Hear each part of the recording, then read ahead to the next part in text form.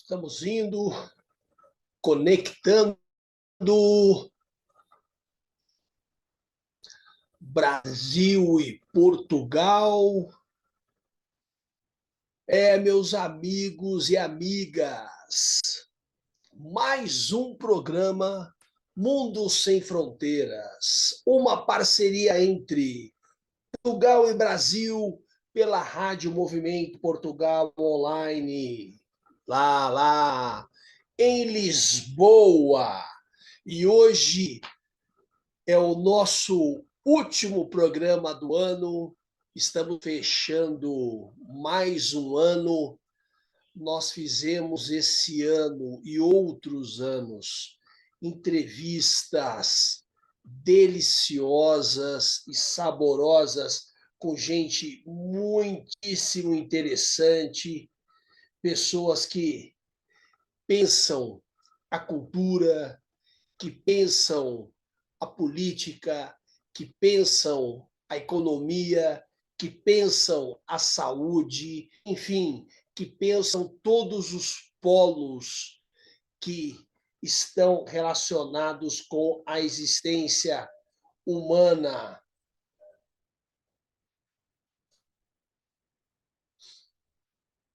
Agora, aqui, deixa eu ver aqui.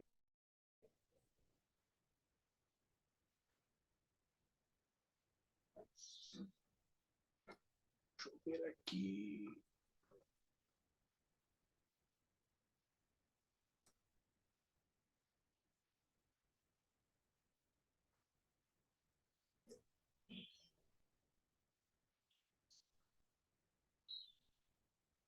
Smith's Bean Live Streaming. Estamos no ar. Que deu uma olhadinha no celular, porque o celular ele é o ponto de conexão com a entrevista. Então, meus caros, nós conversamos com várias celebridades, com pessoas de várias áreas, e o interessante é que você aprende muito, né? Você sempre aprende muito quando você conversa com os outros. Você aprende muito conversando com as outras pessoas. E hoje nós estamos aguardando, nós vamos entrevistar o Edson Cruz, que é poeta. O Edson lançou 12 livros, entre eles Pandemônio e Negrura. E a gente vai querer saber todo esse processo do Edson Cruz, esse processo criativo. E por falar nisso, o processo criativo ele está relacionado com que é um tempo de vivências, que a gente vai aprimorando a nossa existência e o nosso conhecimento. Então, a grande questão que nos interessa é o que é a criatividade, né? Como é que a pessoa, no determinado momento, escolhe um rumo na sua carreira para fazer diferença, para apresentar coisas interessantes para as outras pessoas. Então, isso é muito bacana, e eu estou de olho aqui no celular, porque eu estou recebendo mensagens, né? E aí eu tenho que entrar também em algumas áreas para poder ver as conexões. Então é muito interessante, porque hoje em dia online, né, tudo funciona. Deixa eu ver aqui. Então tudo funciona com essas transições. Então aí você para pensar, né? Como é que se dá esse processo criativo? Eu, por exemplo, passei décadas e décadas e continuo ainda lendo muito. Eu tenho uma paixão pela leitura, eu tenho uma paixão pelas reflexões, né? A existência me parece assim um enigma milagroso, mas um enigma milagroso sem transcendência. Eu jogo para o chão, porque me parece que a transcendência foi uma invenção humana, como todas as outras invenções. E aqui do meu lado eu tenho uma pérola, um clássico que sempre me acompanha, Fernando Pessoa. E essa parte aqui de trás é sensacional do Fernando Pessoa, que diz o seguinte, né? Palavras do pórtico. Navegadores antigos tinham uma frase gloriosa: navegar é preciso, viver não é preciso. Quero para mim o espírito dessa frase, transformar da forma para casar com o que eu sou. Fernando Pessoa escreve: viver não é necessário, o que é necessário é criar. E é interessante quando você cria, seja qualquer área, né? Você vai fazer um barco, você vai fazer um avião, você vai fazer um patinete, você vai fazer uma bicicleta. É muito interessante essa questão da criação, porque ela elabora o passado recente e o passado profundo de aprendizado e relabora para uma coisa nova que vai se dar numa particularidade, numa idiosincrasia que é próprio da pessoa.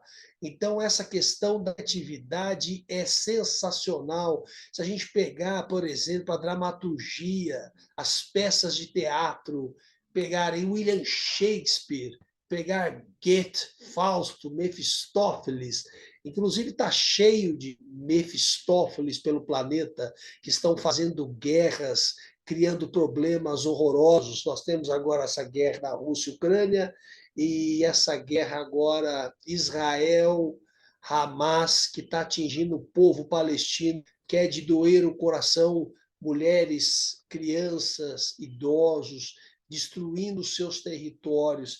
Então, isso é muito triste acompanhar isso no século XXI, porque quando nós falamos de criatividade, nós tentamos buscar uma harmonia entre os entes, uma harmonia entre os seres, onde a gente possa viver com mais potência, mais alegria e mais diversão, e que a solidariedade e fraternidade nesse momento de final de ano não fique só nessa época, que possa se espalhar também por outras épocas.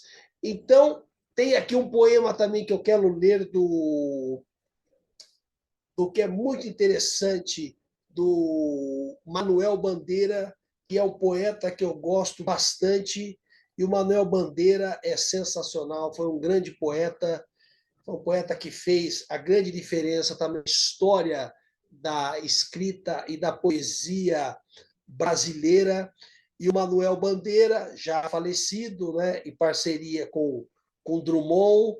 Então é muito bacana. E esse poema do Manuel Bandeira tem tudo a ver com isso que nós estamos passando e vendo nas grandes cidades, que realmente é uma coisa de doer o coração. E já que nós estamos nesse momento, em todos os momentos se faz importante a solidariedade, a fraternidade e a amizade, eu gostaria de ler esse poema, porque as grandes cidades, realmente, nós estamos só na cidade de São Paulo com quase 38 mil pessoas moradoras, não sei se a gente pode dizer morador, né? Morando na rua, o que é uma coisa cruel.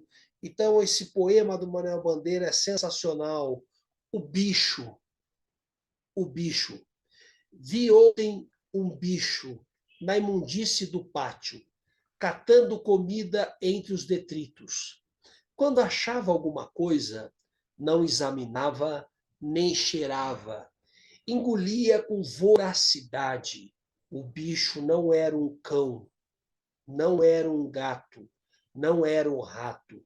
O bicho, meu Deus, era um homem. Terrível, terrível a gente observar isso nas grandes cidades, com os nossos irmãos que estão pelas cidades, infelizmente, por questões da pandemia, que piorou as condições de vida para milhões de pessoas, acabando estando nessa condição subhumana, desumaniza o ser. E o nosso programa Mundo Sem Fronteiras, uma parceria entre Portugal e Brasil, é para humanizar o ser cada vez mais. E essa poesia, O Bicho, entre aspas, né, do Manuel Bandeira, foi escrita no Rio de Janeiro, em 27 de dezembro de 1947, numa época que o Rio era uma beleza, porque o Rio hoje também, o Rio de Janeiro, está tomado pela violência, está tomado por várias áreas. Você tem traficante de drogas, você tem traficante de almas, né? Traficante de almas, criei aqui agora, traficante de almas que dizem que você irá para o céu se der 10% do seu salário, 10% do seu soldo, 10% do seu suor. Então, isso é terrível, terrível, terrível. Então, esses traficantes de alma, tem traficantes de drogas, tem traficantes de armas. Então, realmente, ver o Rio nessas condições é de doer o coração. E então enquanto a gente espera o Edson Cruz, poeta, como é que a gente poderia pensar, né, uma sociedade mais harmônica, uma sociedade onde a violência não tivesse tanta preferência, né, nos centros urbanos. Eu tenho uma saída para isso, uma possível saída há décadas que eu penso isso, que é a questão da educação. A educação, mas tem que começar na base infantil, e claro que envolve a família, porque quando nós pensamos na educação, nós pensamos nesse trabalho com as crianças, e só as letras, só os livros podem fazer essa diferença na vida das pessoas. E o meu caro Edson Cruz, sensacional poeta, está entrando. Não sei se o Edson está me ouvindo.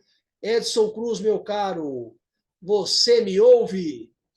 Te Não sei se ouço, já se o teu microfone está aberto. te Enfim, ouço, estamos aqui aguardando o Edson. Edson, meu caro, e você aí? consegue me ouvir, meu irmão? Está me ouvindo? Consigo, consigo. Nós Tô ouvindo? estamos vendo você aqui na tela. Que bom, que bom. Tô Vamos ver ouvindo se. bem você. Não estou te ouvindo. Ah, não?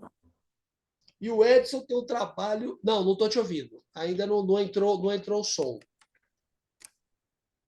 E o Edson tem um trabalho sensacional, né? Porque o Edson tem 12 livros lançados. 12 livros lançados. Eu tenho um. O Edson tem 12. Você está me ouvindo, Edson? Ainda Eu não, tô te né? ouvindo, e você? Agora entrou. Maravilha! Sim. Edson Cruz, meu caro, que prazer imenso conversar com você. Estava aqui falando que você tem 12 livros lançados. Eu tenho um. É, mas Eu tenho começa-se 12. com um, né? Claro, é o processo, né? É o processo, é o andar da carruagem. E que maravilha! E entre os livros, Pandemônio e Negrura. E Edson, meu caro, nos conte um pouco desse seu processo criativo, quando é que você entra em contato com as letras, como é que foi a sua infância. Agora você está no estado maravilhoso que eu amo, Bahia, Ilhéus. Você está aí agora, Não, não, não. Eu estou em São Paulo. São Paulo. E É, Bahia, eu lembro de Salvador, que sensacional. E Edson, meu caro, nos conte um pouco dessa sua trajetória, por gentileza. pois não. Eu sou baiano de Ilhéus, né? Nascido lá, mas eu vim pequeno para cá, para São Paulo. Então, a minha formação toda foi aqui em São Paulo. E depois, já de adolescente, grande, teve umas passagens. Morei um ano e pouco em Salvador, muitas visitas, né? Muitos verões em Ilhéus, Salvador, Bahia, várias outras cidades, Alagoinhas e tal. Mas não tenho sotaque mais de baiano, perdi o meu sotaque. E a Você me fez formação. lembrar aquela música do Gilberto Gil. Lá em Londres, de vez em quando, me sentia longe daqui. Tan, tan, tan, tan. É Sensacional, né? sensacional. Esses baianos são incríveis.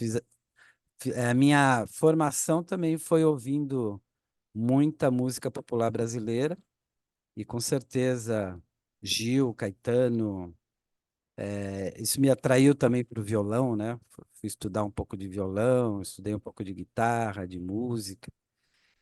E isso tudo acho que ajudou um pouco o ouvido para a poesia, né? Para a palavra, para a sonoridade do texto. E, e aí, assim, eu comecei a publicar, acho que já depois de velhaco já. Porque primeiro eu sempre escrevi, né? Eu sempre anotava minhas coisas, tal, mas não tinha, talvez, coragem. E também não sabia como é que eu entrava no métier, né? No meio, assim, como é que se torna um escritor, né? Não sabia o que precisava fazer, né? Você sabe, tem E, um, né? então, você acha que tem uma máfia aí ou não? Você acha que tem um jogo de cartas marcadas, essas Não, não. premiações, etc e Não, tal? não, aí é outro departamento, né? Premiação, etc. É outra coisa, mas a coisa de você se tornar um escritor e publicar, porque eu comecei a perceber que para você ser, inclusive, aceito como escritor, ouvido, lido, encarado como escritor, você tem que ter livro publicado, né? Poeta, todo mundo na adolescência, todo mundo escreve, tem os seus cadernos, tal. Mas aí, quando eu comecei a editar um site de poesia, que foi o site Cronópolis, comecei a conviver com vários autores que eu admirava, aí que eu percebi que com as trocas, né, com esses autores, eu percebi que eu tinha que publicar meu próprio livro também, né? E essa experiência da edição no site Cronópolis foi muito importante, me enriqueceu muito, me deu segurança, né? Porque eu estava dialogando já com grandes autores via site, e me deu segurança de publicar meu primeiro trabalho, foi em 2007. Então, demorei bastante para publicar o primeiro livro, mas aí depois não parei mais. E Edson, como é que é o seu processo criativo? Como é que você elabora as suas poesias? Porque nós sabemos que o processo criativo, assim, no sentido de escrever, né, ele pode vir de diversas maneiras. Você pode estar andando na rua e de repente uma cena, né, uma árvore, um vento, um pássaro pode despertar em você uma singela criatividade, né? Como é que é o seu processo criativo? Você de repente lê alguma coisa, aí você fica refletindo sobre aquilo, aí você começa a criar as suas palavras a partir daquilo. Como é que se dá? Porque eu te digo o seguinte: eu tenho uma facilidade para síntese, para aforisma. Sabe assim, eu leio assim uma coisa comprida, um texto, aí eu fico elaborando aquilo e aí vem uma frase sintetizando aquilo. Eu tenho essa, não sei, uma facilidade, um dom, uma vocação, ou eu fui elaborando isso, né? Como é que é esse teu processo criativo para a poesia? Porque eu estava lendo, você mandou para mim os seus trabalhos, algum deles eu li, e realmente a da onda com o Big Bang, você fez uma ligação ali sensacional, né? Sensacional, né? Pegou dois momentos mágicos, né? E nós estamos aqui, né? E cá estamos nós, né? Uns dias que Sim. nós viemos do mar e o Big Bang, e aí estamos nós nessa enrascada aqui maravilhosa, né? Maravilhosa, produzindo e criando, né? Como é que é esse teu processo criativo, Edson? Então, é difícil, acho que escritor falando do processo criativo, às vezes soa meio blá blá blá demais. Entendi. Porque é o que você disse no começo, cada um cria de um jeito e qualquer coisa pode dar o start para uma ideia. O importante é você ter sempre um caderninho, algo para você anotar as coisas. No meu caso é isso, eu tenho vários cadernos que eu vou anotando tudo. E para mim é importante não só estar no mundo, vendo as coisas cada vez com um olhar mais apurado, né? Percebendo sutilezas que às vezes as pessoas tropeçam, passam por cima, não dão importância, né? Como diz o nosso querido poeta Manuel de Barros, tudo que a civilização pisa, mija em cima, tudo que a civilização pisa e mija em cima serve para poesia. Então, qualquer coisa serve para poesia.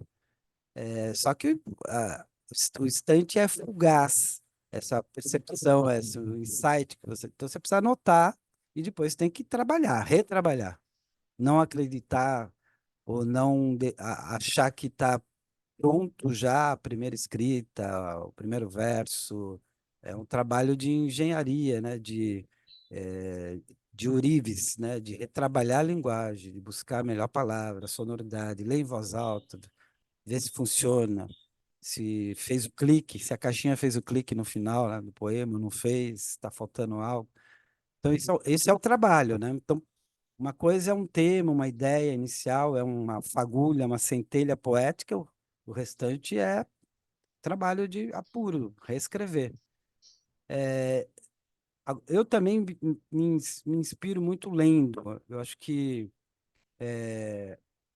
para, não sei se todo escritor é assim, mas eu percebo, por exemplo, não tenho ideia para nada, para escrever nada, mas eu começo a ler algo, pode ser prosa, filosofia, ou poesia, e começo a ter ideias, uma frase, um tema, e começo a anotar isso e depois vou retrabalhando.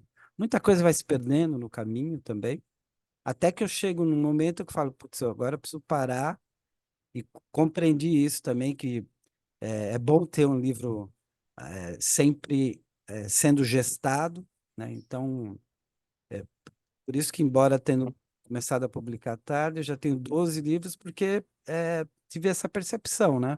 Até para você existir no métier, você precisa estar produzindo, precisa ter livros, precisa editar, mesmo que seja às próprias custas, mas tem que, senão você não existe, né?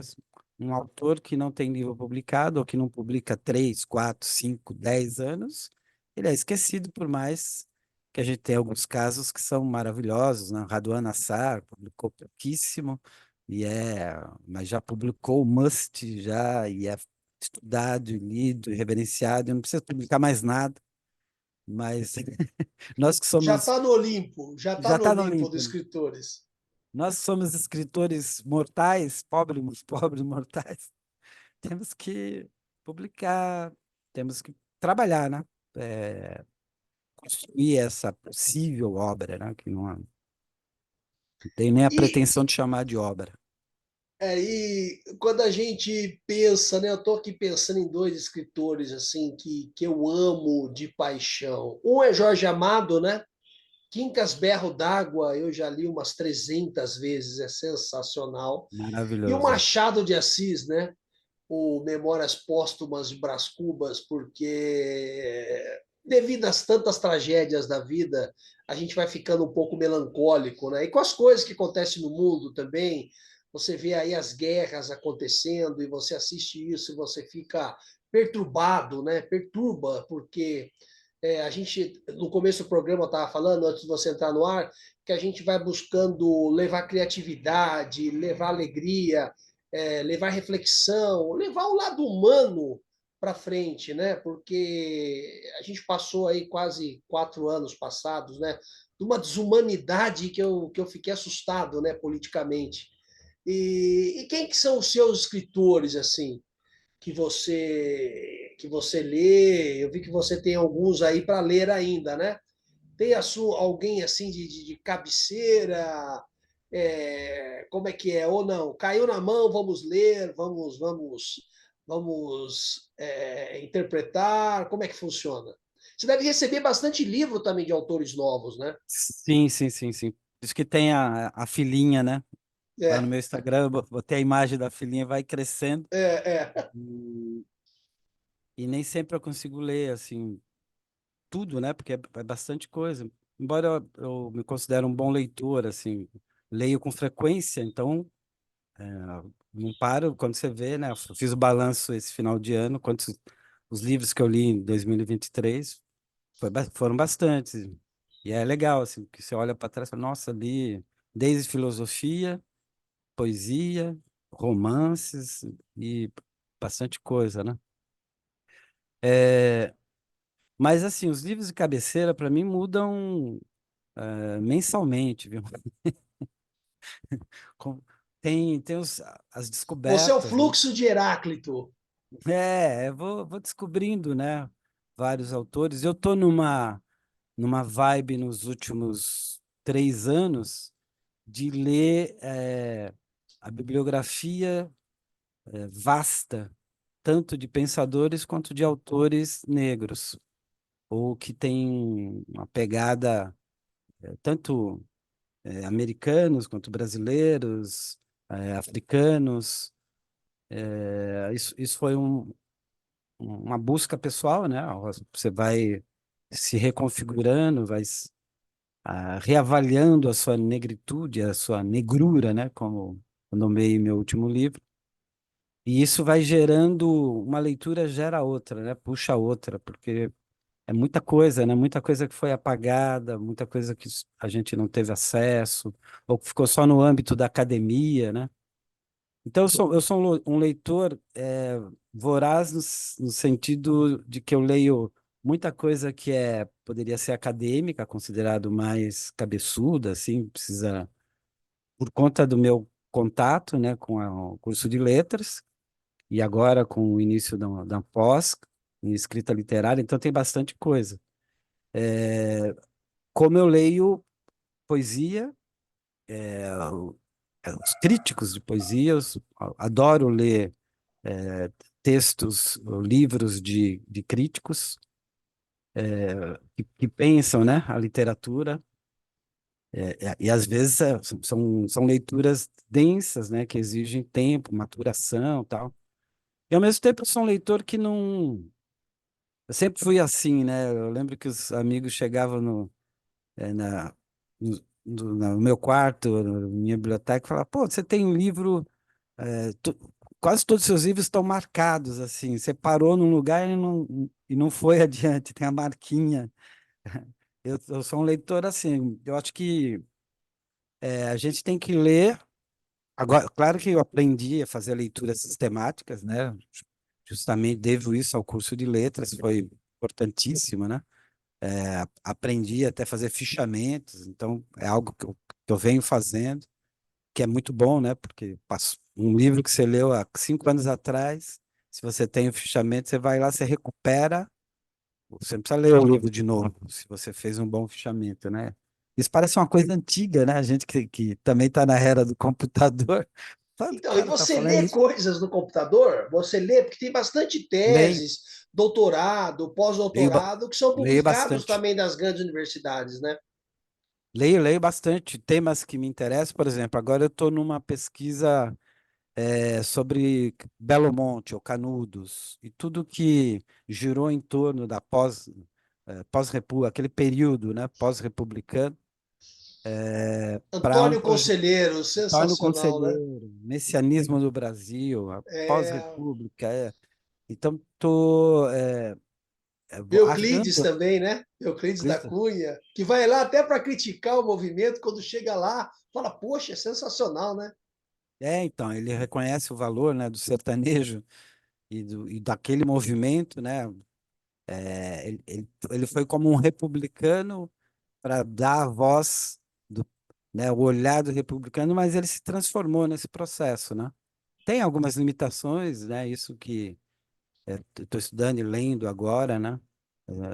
Até que ponto vai, né, o discurso dele, até onde ele pode ir, até onde ele quis ir, até onde ideologicamente ele pôde ir, não ultrapassou algumas fronteiras.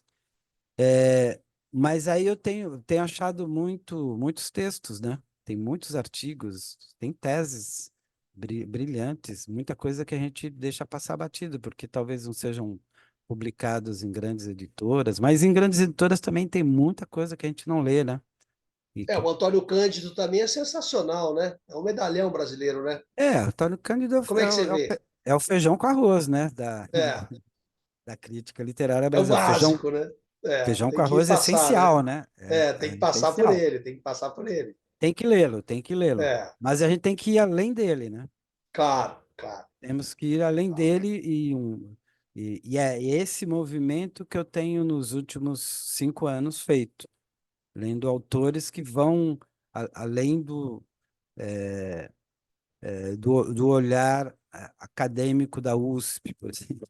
É, A crítica literária com olhar uspiano, tem muitos olhares aí. é. Tem muitas visões, mas o Cândido é um cara incontornável, fundamental Agora, mesmo. interessante isso que você falou agora, Edson, do messianismo, né? E da questão ideológica. Né? Estava falando do Antônio Conselheiro, é claro, naquele momento, o movimento, uma pobreza muito grande, a seca, né? O Norte e Nordeste abandonado, aquela coisa que a gente sabe, conhece pela história. Como é que você vê hoje em dia essas igrejas neopentecostais com esse viés, né? Capital, grana, entendeu? Poder, e entrando no Congresso Nacional e pautando as coisas, impedindo pautas progressistas, que é a nossa área. Como é que você vê isso? E como é que você não percebe que a tecnologia, ao mesmo tempo que facilitou os encontros com grandes obras, ao mesmo tempo também ela fragmentou uma juventude aí, TikTok, Twitter, Facebook, que publica banalidades e futilidades o dia inteiro. Como é que se percebe esses dois universos? Porque eu não percebo, eu consigo, assim, a minha visão é, você não constrói um ser sem passar pelas letras, né? Seja poesia, literatura, filosofia, dramaturgia, sociologia, né? Imagina, por exemplo, o É, geógrafo, né? O Milton Santos, né? Sensacional, né? Então, pô, sim, sim, sim. é. Então, como é que É, você vê isso? a gente tem essa percepção, essa ideia, ou até uma ideologia, vamos dizer assim, entre aspas, né, de que é fundamental passar pelas letras para se humanizar, né? Ó, Cândido, por exemplo, tem um famoso texto dele, o Direito à Literatura, né? Então, acesso à boa literatura ou à literatura é um dos direitos humanos. Isso no ensaio, né? Essa é a tese dele, para justamente para o ser se completar enquanto ser humano, né? Então, a gente que vem das humanidades, a gente já tem isso intrínseco e a gente se choca, né, quando a gente vê o estado de coisas atual e quando a gente vê uma horda ou uma quantidade de pessoas que não se interessam por isso e fazem descaso desse tipo de formação, né, que são anti-intelectuais, são anti-teóricos, são anti-leitura, são anti-pensamento. Não, eles É, até nos desprezam no churrasco, né? Falei, lá vem. Lá vem o intelectual. Eles até nos desprezam, né? total, Fica uma coisa total, chata, né? total, É porque. total. Então aí você fala, pô, que horror, né? Que horror, né? Então, mas a gente precisa aprender algo também nesse processo, né? Para poder até gerar um remédio aí. O que deu errado, né? O que se perdeu aí no processo? Será que é só educação básica que faltou? O que, por exemplo, leva, você falou aí das igrejas neopentecostais terem tanto, né? Estarem em ascensão e uma previsão que daqui 5, 10 anos eles vão ultrapassar e vão estar em todos os postos de poder com essa. Claro que neopentecostal tem muitas Claro, claro, igrejas, né? claro. Muitas igrejas, muitas facções e muita gente séria, né? Muita gente que está realmente em busca de uma espiritualidade profunda, de transformação, né? Mas a que busca o poder e a que está se arvorando no poder, a gente percebe que é, ligada aos temas mais retrógrados, né? Mais anti-humanistas e que não querem enxergar mesmo, né? Então, a gente se assusta e a gente fala, putz, mas como é que podemos reverter isso? Como é que pode se reverter isso? Uma pessoa que não gosta de ler, por exemplo, não gosta de cultura, como é que a gente pode fazê-la ser tocada por isso. E se ela for tocada por isso, será que isso resulta em algo mesmo? São uma, uma, uma reflexão que precisa ser feita também, porque alguns são tocados, né, pela cultura e parece que não acontece nada. Eles são enfesos, não ultrapassa. Então é muito complexo isso tudo que você está levantando aí. É algo que. Agora, eu fiz uma parceria com o governo do estado e eu fui até as escolas do ensino fundamental fazer essa experiência, né? Criei lá um método, eu falei, pô, eu acho que por aqui a coisa vai funcionar. Quando eu cheguei lá, eu levei a literatura para a garotada, a interpretação teatral, entendeu? E eles não só ficaram maravilhados com o texto, mas eles próprios vieram até mim com o término dizer o que eles estavam lendo, o que eles. Aí eu comecei a dialogar com eles. O que você está lendo? Me explica o que você está lendo.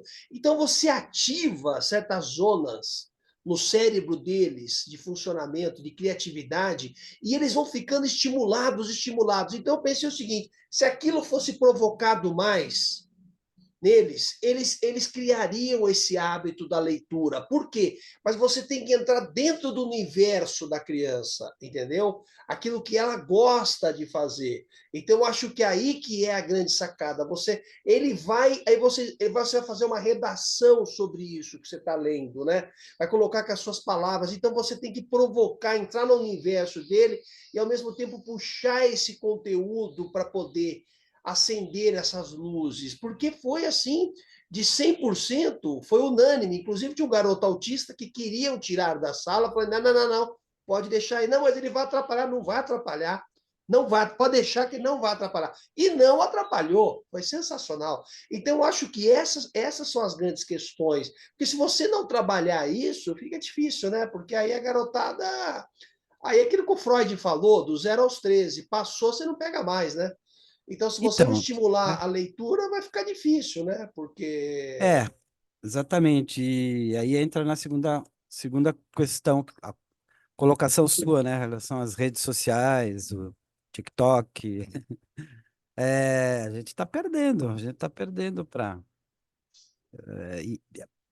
Assim, eu lembro que em 99 eu me desafiei a comprar computador e entender o que estava acontecendo, isso em 99, para não perder o bonde, né?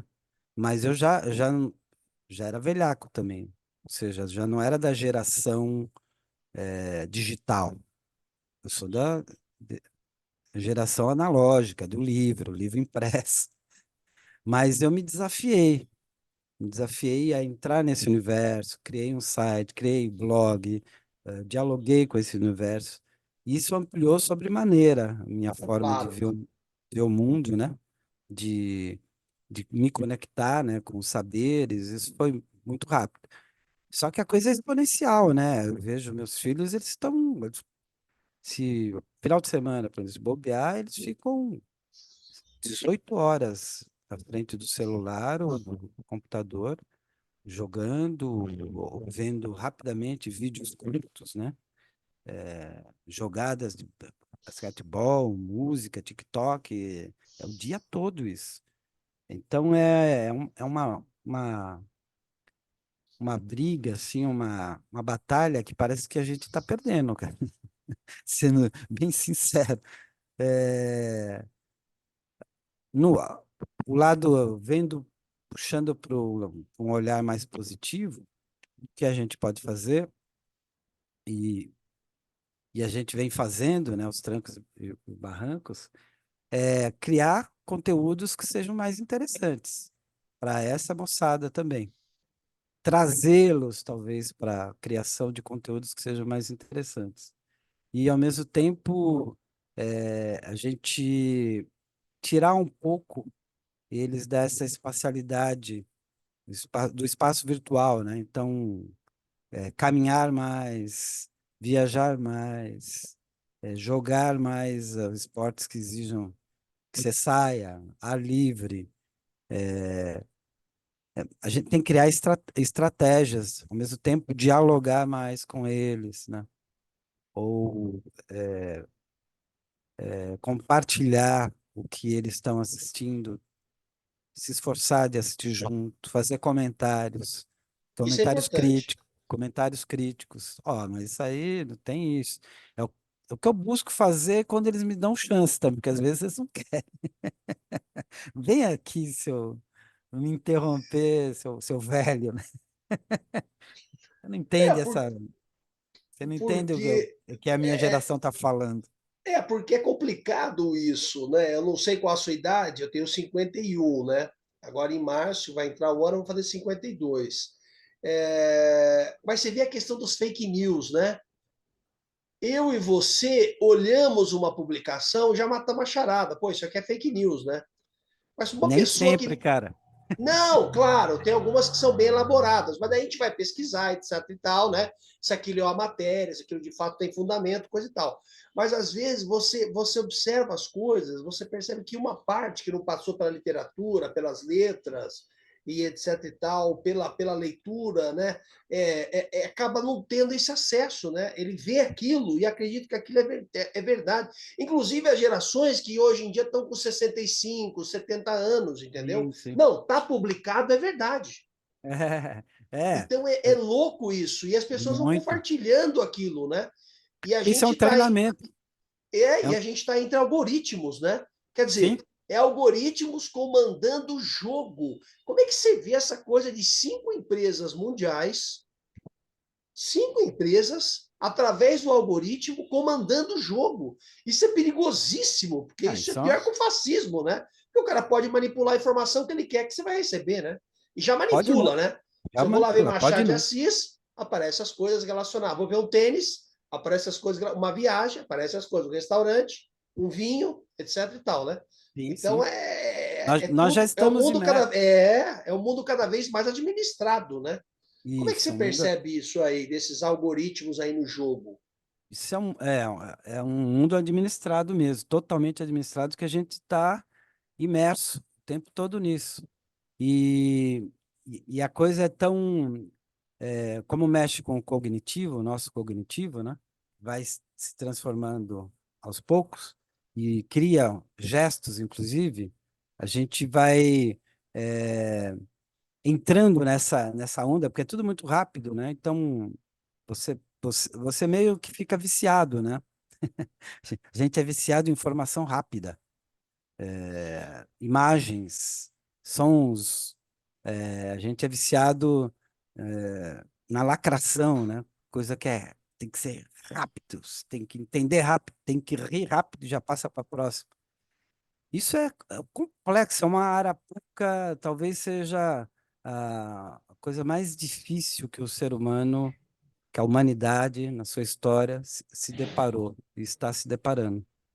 Não tenho fórmulas para sair disso, Não, e mas o Edson, o nível de fragmentação também cerebral, né? Porque total, se você total. vai passando com uma rapidez, como é que você vai pegar um conceito, por exemplo, o amor, a paixão, a guerra, a paz, a É, esperança, e refletir sobre aquilo não tem intensamente, reflexão, não né? tem É tudo reflexão, muito não tem oba-oba, né? reflexão, não tem É. reflexão.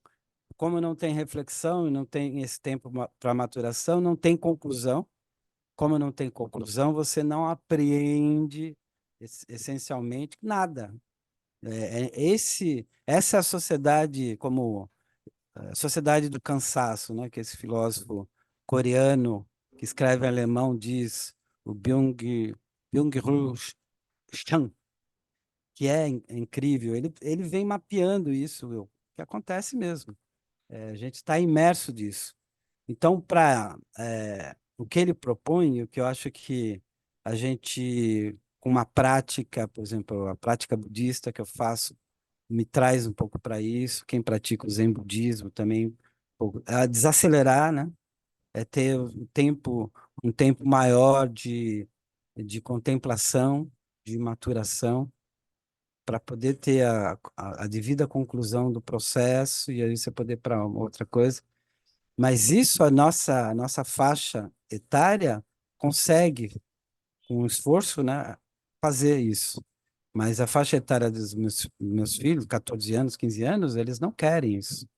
Eles não estão abertos para isso. Eles É não querem chato para desacelerar. dedéu, né? Vamos no Não, parque observar as árvores. Falar, pô, mas que que é é isso, isso? né? Que é isso? Não. Então, como é que a gente vai, quais as estratégias que a gente vai criar para poder tirá-los disso? Esse é o desafio contemporâneo. Não, e o que me preocupa é a questão política, porque a política, eu tenho conversado isso com grandes políticos, pessoas sensacionais, fizeram grandes projetos na saúde, na educação, e a gente percebe conversando que a gente está perdendo o bonde, sabe? Está perdendo o bonde porque a gente está elegendo cada vez mais pessoas assim que estão usando da máscara. A política Sim, tem, claro, um pouco da máscara, ok, faz parte do jogo, mas demais da conta para ser eleita, mentindo, entendeu? Usando muita grana, disparando conteúdos fake e está sendo eleito e está levantando bandeiras ridículas, entendeu? Ridículas, e você fala, poxa, não é possível que as pessoas não percebam que isso é uma furada, né? E são os mais votados, né? E aí sim, você sim, fala, sim. pô, é assustador, porque isso aí reflete na nossa vida particular, né?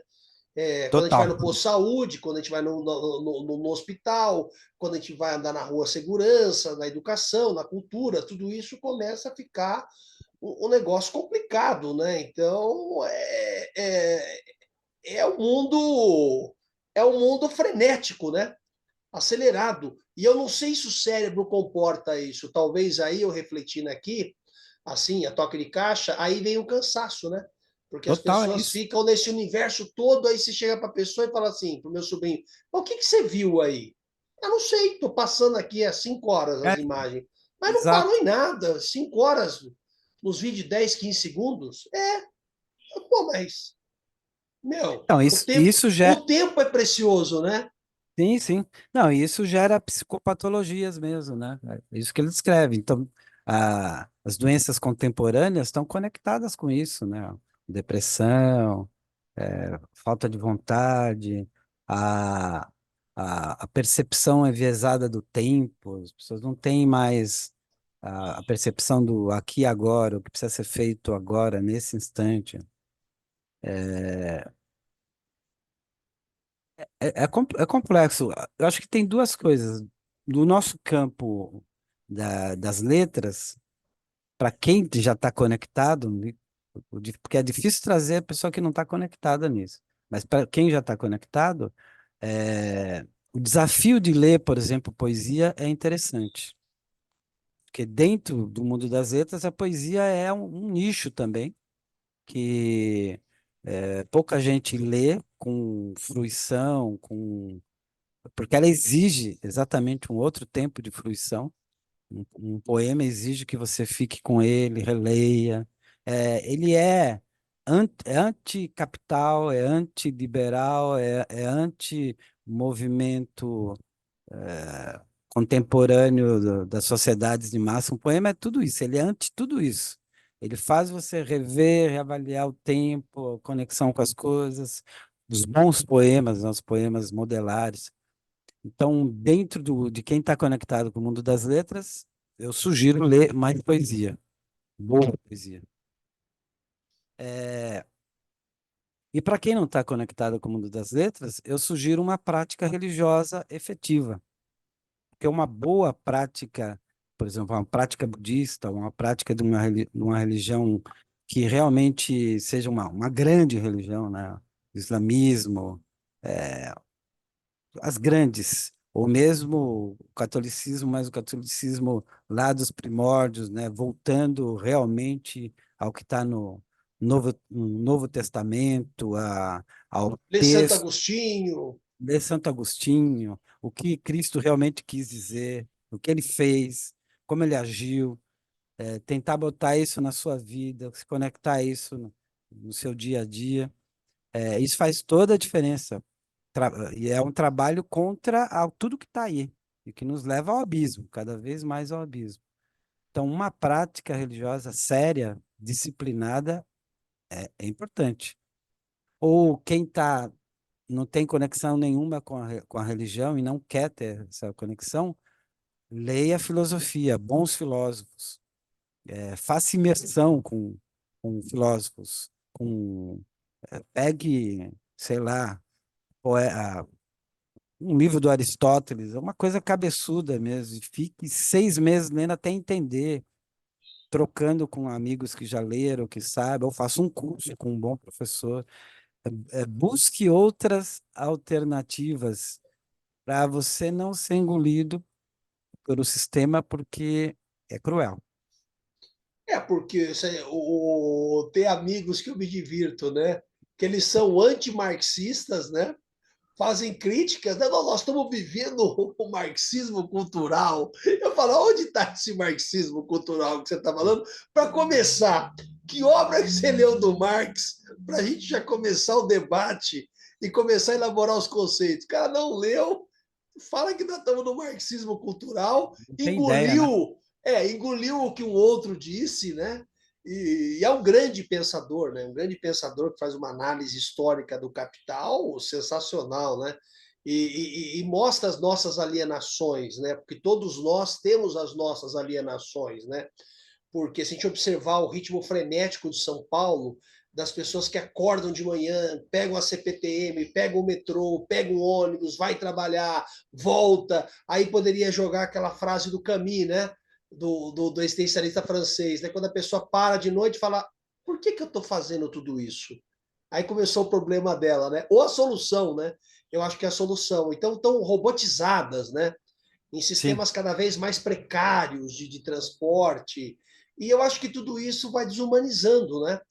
Tudo isso nós vamos perdendo a potência do humano para transformar aquilo que a gente precisa transformar, né?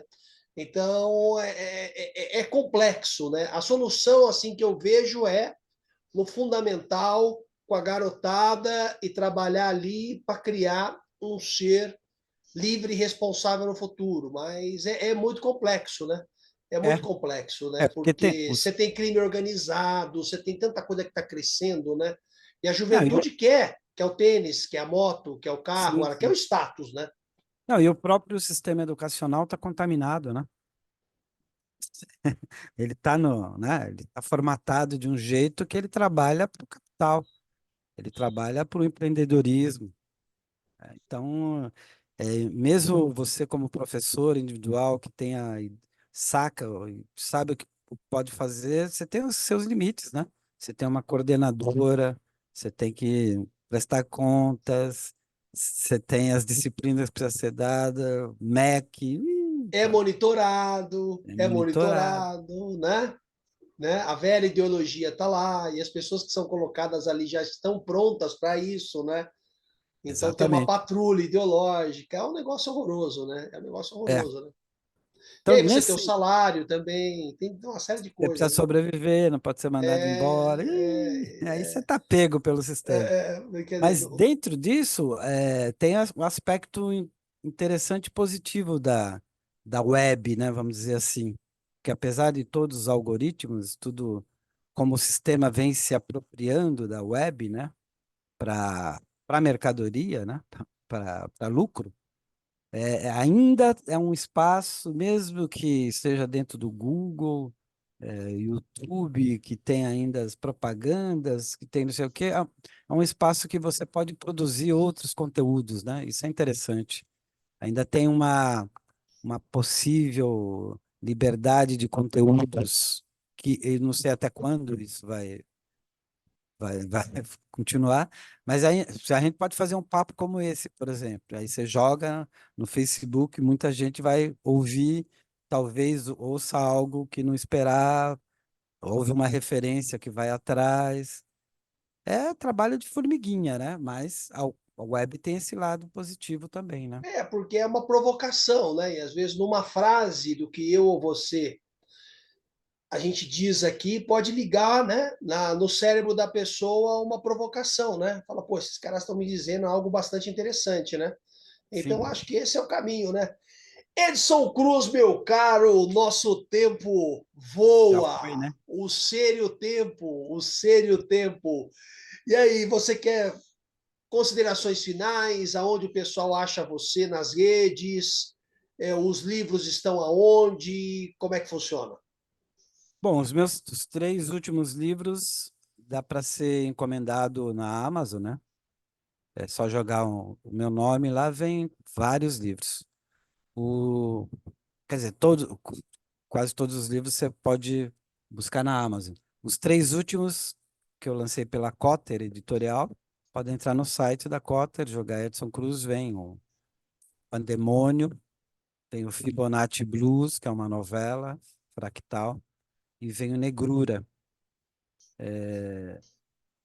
Eu tenho um Instagram também, que é o poéticas.da.escrita, Poéticas da Escrita. É um Instagram que eu compartilho textos, cursos, oficinas. E tem um Instagram mais pessoal, j.edsonCruz. Mas eu queria terminar, talvez, acho que lendo um poema, né? Senão a gente fica falando muito e não. Opa, ótimo, ótimo, ótimo, ótimo. De repente, até dois curtinhos. Deixa eu ver aqui o que que eu posso ler. Maravilha. Tem um poema que eu gosto bastante que chama-se Calundo, que é uma palavra do Banto.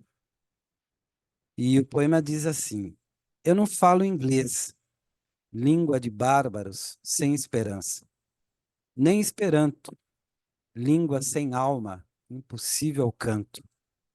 Me vingo toda noite sonhando em língua ancestral banto. Tem um outro poema que também é curto, Gênero Humano.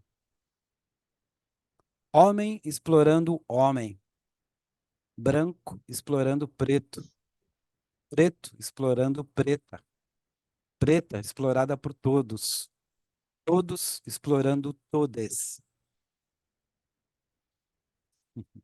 Aí é Marx da veia, né? Esse capital é terrível, né? É mato na veia. É isso. Então, maravilha, Edson. Muito obrigado pelo seu tempo e parabéns pelo seu trabalho. E um bom final de ano e festas. E eu vou enfiar o pé na jaca, né? Dionisiacamente, eu vou enfiar o pé na jaca, é final de ano. Então, tudo de bom É, para você, saúde para você e para os seus familiares.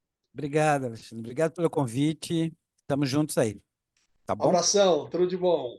Até mais. Tchau, tchau.